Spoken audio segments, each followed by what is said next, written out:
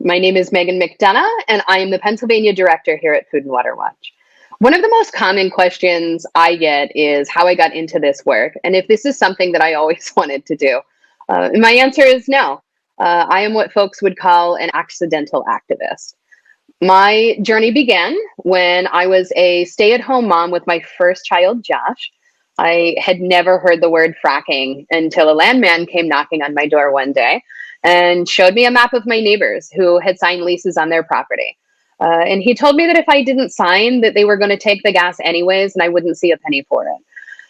If you ask anyone that knows me, they'll tell you that I am not the type of woman that handles ultimatums well. So I learned and read as much as I could, and that lease was never signed.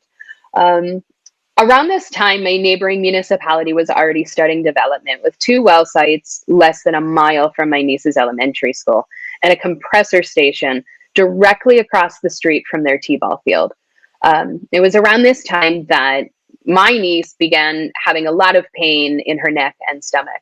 Um, my sister took her to get checked out, and our lives have really never been the same since. They told us she had contracted a condition where her lymph nodes became overworked, necrotic, and die, and that she needed surgery to remove the first cluster. The only cause that we were given was environmental factors.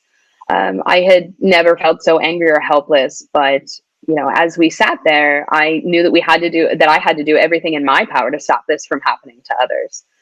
So during this time, while continuing to deal with my niece's health, a frac gas power plant was proposed to be built in a residential zone close to my home and our elementary schools, exposing countless children to health risks. So I spent every minute of my time reading township code, ordinance challenges, case law, and studied the municipality's planning code, and really made sure that I knew that information better than any attorney that I had met up to that point. I started a grassroots organization of my own and led the fight to beat this billion-dollar corporation from building their plant in my hometown 3 times. To this day, no power plant has been built in my hometown, and we were the first township in Pennsylvania to successfully defeat a power plant proposal. So I've really dedicated my life to this fight because I know what is at stake. When we talk about fracking and fossil fuels, I think about my niece and my children and all the other children in Pennsylvania that are at risk. And we have to fight back, and we have to fight now.